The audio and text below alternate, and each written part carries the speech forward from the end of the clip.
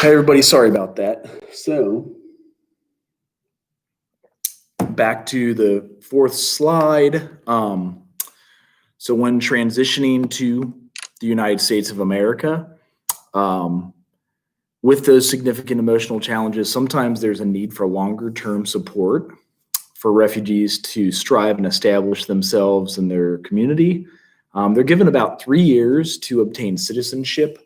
So if they pass that test before then, it helps with those transitional resources, which is about 3 years of food stamps and things of that nature. Some of the transitions that the refugees will experience, the language barrier, so taking the time to learn ESL, unemployment, which is always a little bit harder, although they are considered, if you have asylum status, you're considered a permanent resident of the United States, you're still not a full citizen. So that makes it a little harder for gainful employment. Discrimination. So maybe it is the way they dress, the way they speak, or even the way they look. There are different forms of discrimination that make it challenging for many refugees. And at St. Leo's, we had some of our refugees share these episodes with us. Also, stress. That comes up a lot just because considering leaving your homeland and leaving where you're comfortable or where you were used to growing up, that can be very challenging. And then finally, finally, the shortage of resources.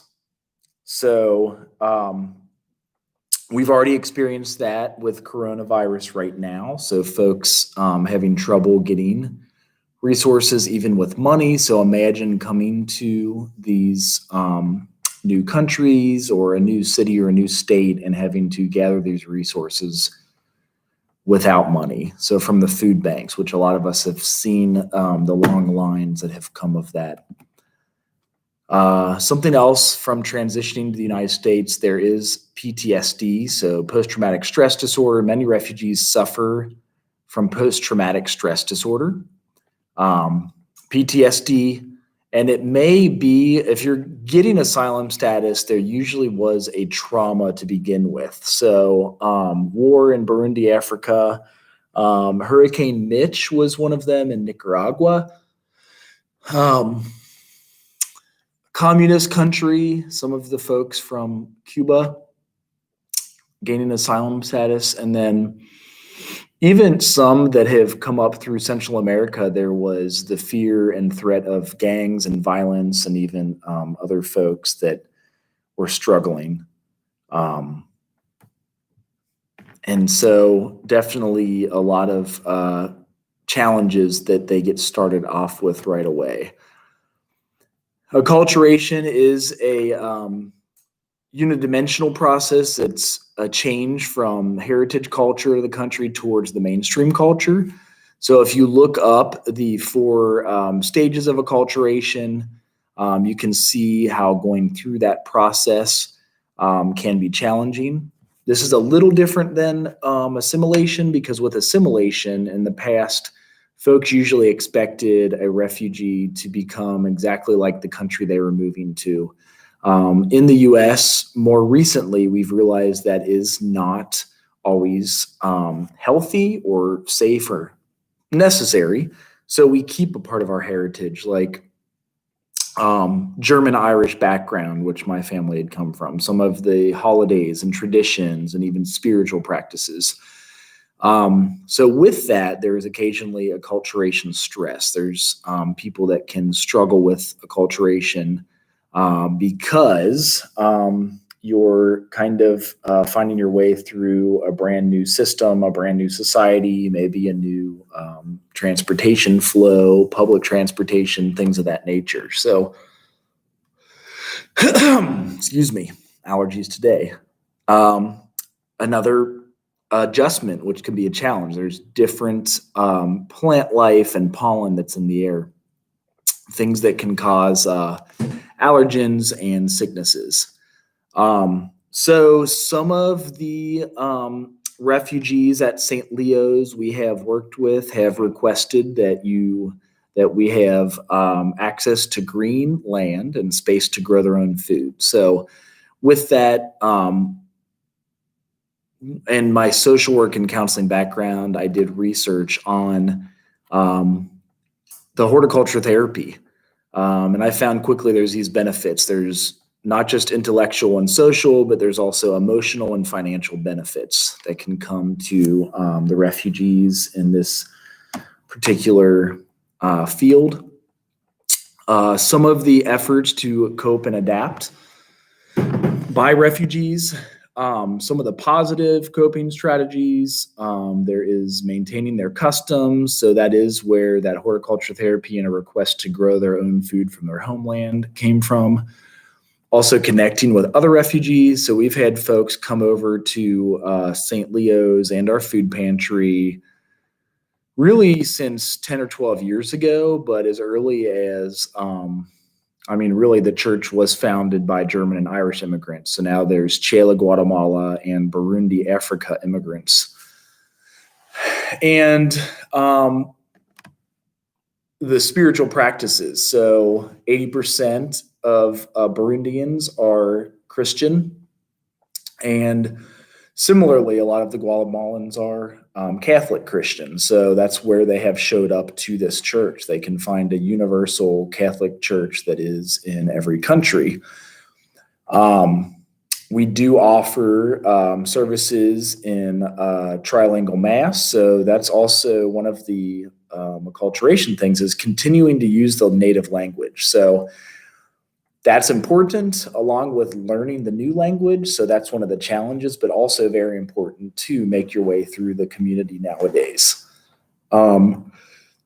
Continuing research is going on here because there remains a need to support these strategies with all of our refugee resettlement communities. So Catholic Charities and their refugee resettlement program continues to find ways to support these. If they're not supported, there are some negative coping strategies: drug and alcohol abuse, sometimes physical and mental abuse within the family, maybe stress and PTSD, and we try to get them to a therapist and the help they need. Sometimes gang involvement or violence, or inappropriate social skills, or thoughts of suicide. So again, trying to get them connected. Through TriHealth, they have a translator. So the parish nurses at St. Leo's are able to connect them with folks who speak Kirundi and are able to give counseling in their native tongue, because that is one of the challenges when receiving counseling, is making sure that you can understand your therapist. Some effective counseling practices with asylees. So the research on these from Marotta to extend empathy. So that's always in counseling, social work, the balance between empathy and then possibly challenging folks when needed, and then empathy again. So also using interpreters and employing unique, flexible interventions for effective counseling sessions. Also, using a needs-based ecological model for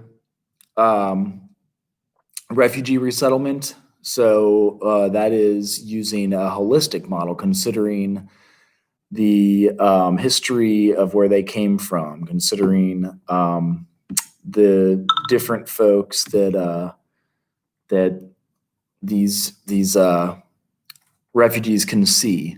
Also, counselors and mental health professionals getting trained in multicultural training specific to the needs of the refugees. That's something that we definitely try to do for folks with refugee status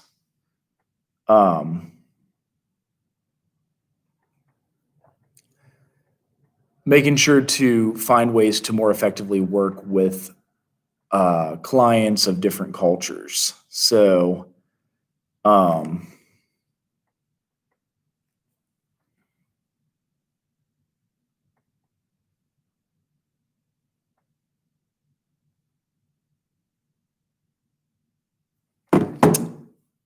sorry about that.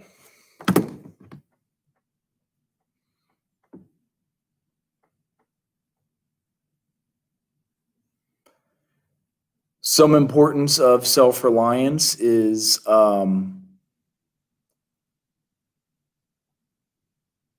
teaching refugees how to become more self-sufficient and find ways to do what is necessary to get them through. And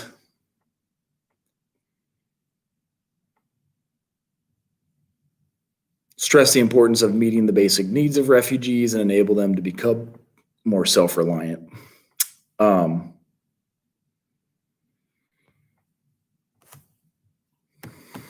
then the background of Burundian refugees. So some of the folks that we had at St. Leo's was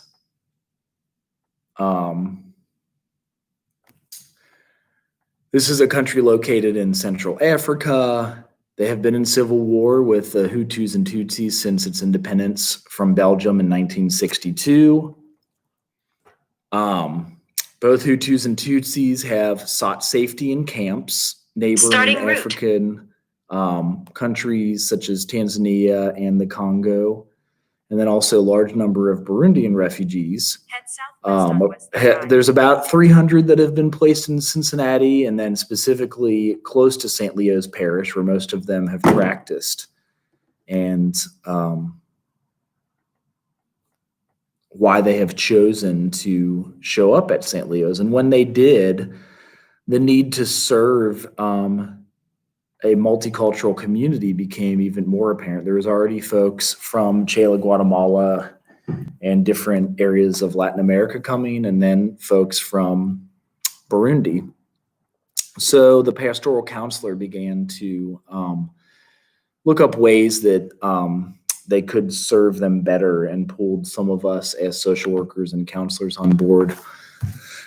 The Burundi Refugee Ministry Program specifically started in 2008. Some of the components are the English as a second language class, academic tutoring, the women's group, and then the spiritual services. And before 2008, they've always had parish nurses and food pantry. So that has been helpful with a lot of the refugees.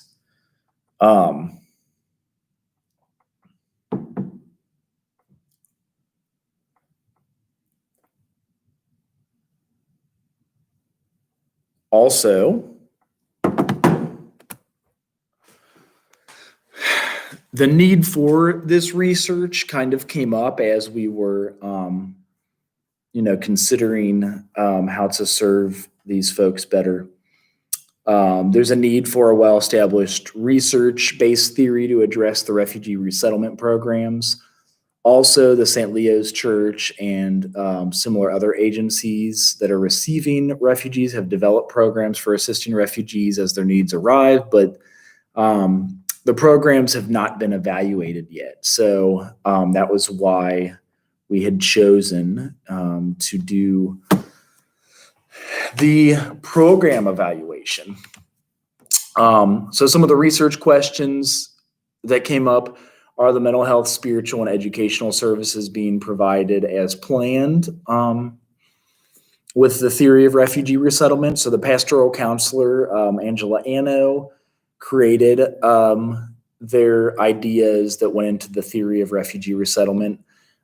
So that is the first question. Also, do the Burundian refugees at St. Leo's attribute wellness to the services provided, such as ESL, academic tutoring, the women's group, and spiritual services. And then do the refugees also attribute economic and other well-being and success to everything that's given at St. Leo's? So that would be the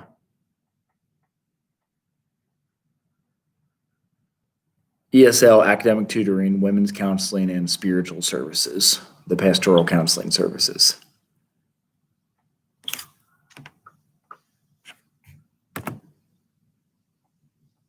Well, I will try to start this over. The methodology was sorry, there's an echo in here. Using theory-based evaluation. So TBE explains how the program works and why, and it also explains the relationship between the program and the program activities. Each component should contribute to the end goal and is measured for effectiveness. So the purpose of the study was twofold. There is the evaluation piece and of the Burundi ministry program at St. Leo's, and then also potential contributions to the existing literature on refugee resettlement. So this is a piece that we continue to work on and getting out into the journals and whatnot, things that are helpful with the refugee resettlement program. So stage one was the development of the theory. So in theory-based analysis, the time that's spent on engaging the stakeholders on their views of the goals and outcomes of the model is when we spoke with the pastoral counselor and asked her about the theory of refugee resettlement. Excuse me.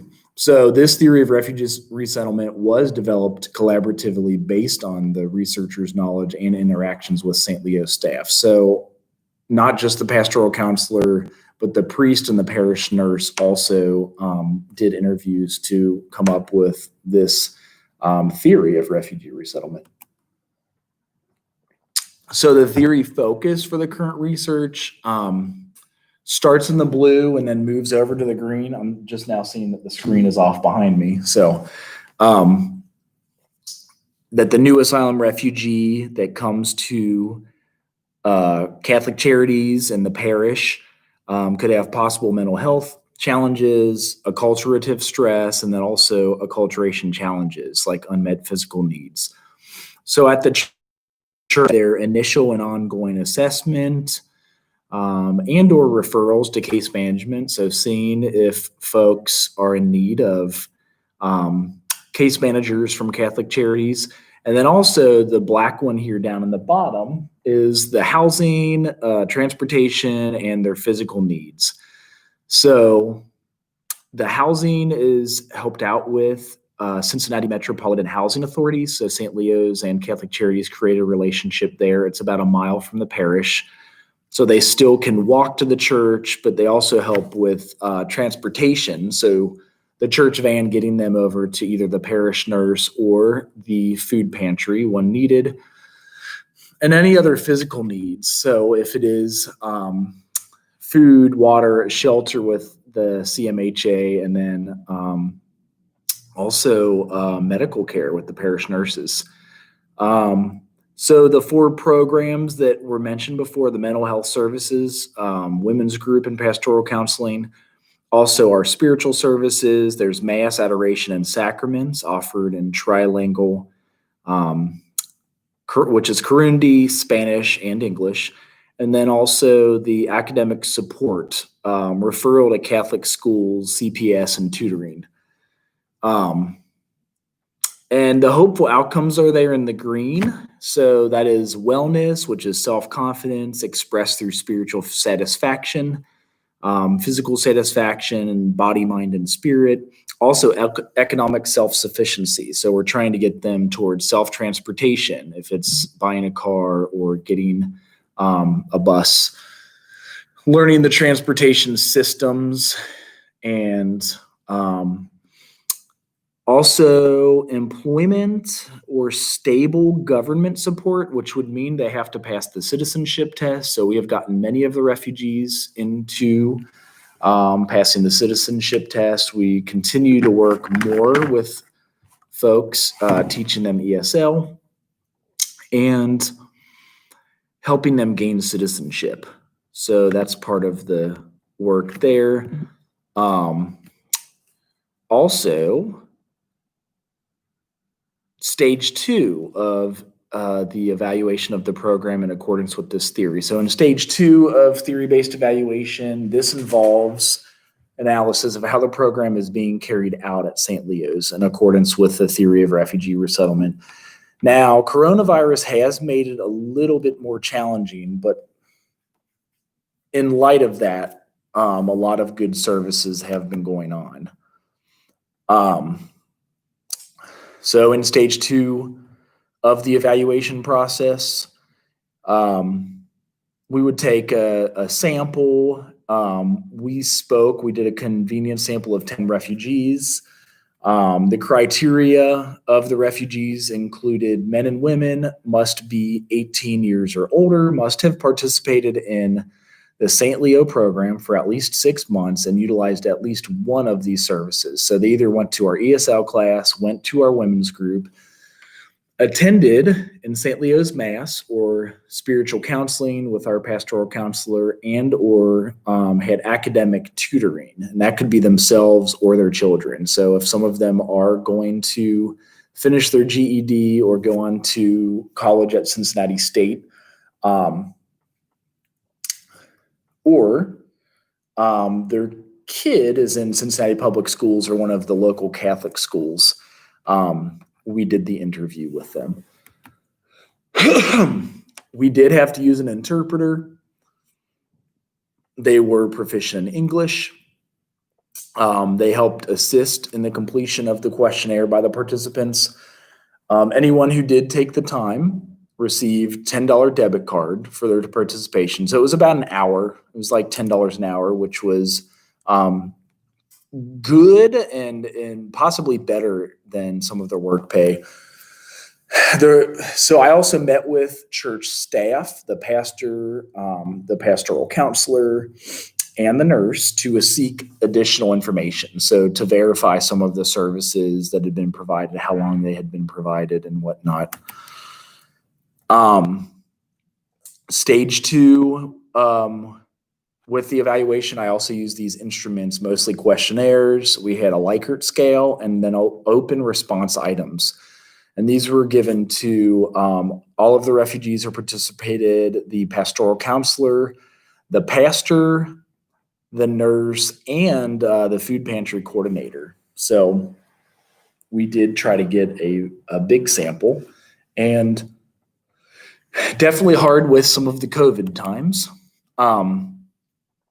And the way we analyze the data, so all of the qualitative data were open-ended questions and responses from the refugees.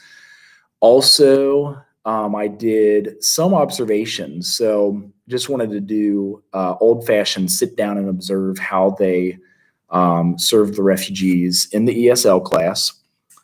Also at the women's group, where sometimes they're teaching ESL, things for citizenship, test, or cooking. The academic tutoring, and that was often with mostly grade school kids is what I had observed there, and then Mass and adoration services. So going to the Sunday Mass, and adorations offered Thursday. To analyze the data, I used the directed content analysis techniques and approach by Heish and Shannon. Also, directed content analysis technique description, that it's a systematic technique that reduces large amounts of data into smaller, more compact categories. So with the observations and the interviews, taking some of that data and running it through NVivo software to find some of the content themes and some of the stuff that came up with the refugees there. So the 6 steps with this directed content analysis: developing our research questions, which you had seen, determining the sample selection, defining the categories, and then organizing and implementing the coding process. And I made that code book with the help of NVivo software, which you can use for a few weeks and get an even more heightened version of it paid for that's good with a yearly renewal. And then setting the boundaries for that analysis and analyzing the results. So determining the target audiences for the conclusions. So now with defining the categories, I had services were defined by the description of attendance and meetings and individual sessions with the staff. The outcomes at these were either wellness or economic self-sufficiency. So wellness was indicators of self-confidence and an emotional stability. So the ability to manage stress, positive interpersonal relationships, expressed spiritual satisfaction, and physical well-being. So the ability to manage physical hardships.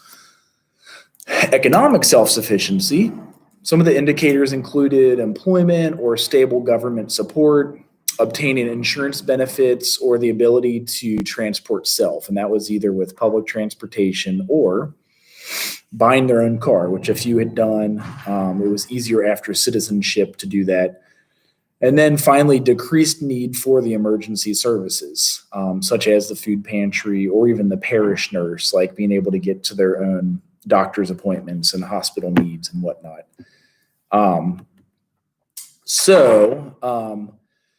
Here are the findings. So the sample, most of the refugees, as you see, were between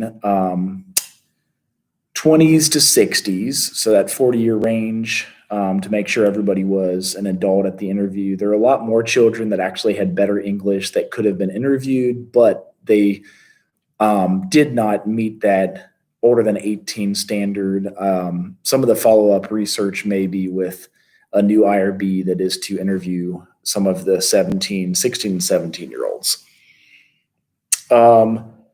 Most of them used all services. And then several of them had been in the U.S. for 6, 7, and 8 different years. So here's research question 1.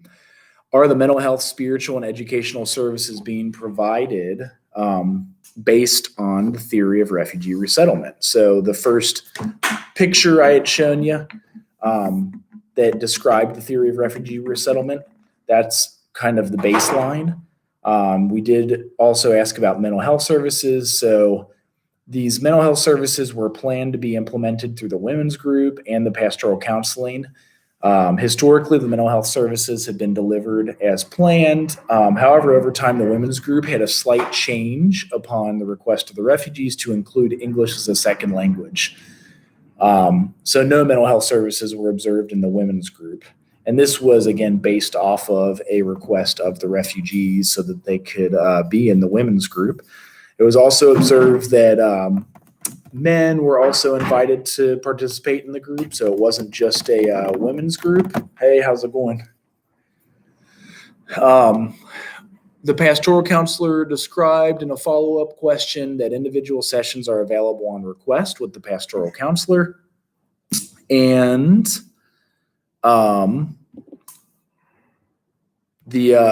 she added that additional mental health services will be provided for the Burundi refugees by Catholic Charities. So actually Catholic Charities does both the CPST and BHCT counseling funded by Medicaid. And that is definitely one of the helpful pieces that we had done. I got a lot of students worried about their late work. Hello, thank you for emailing New Paragraph. Yes, I will open up the categories so that you can turn in anything you have late over the next week and a half. New Paragraph, let me know if you have any other questions. Now, the spiritual services, they were designed to be offered through Mass, adoration, and the sacraments.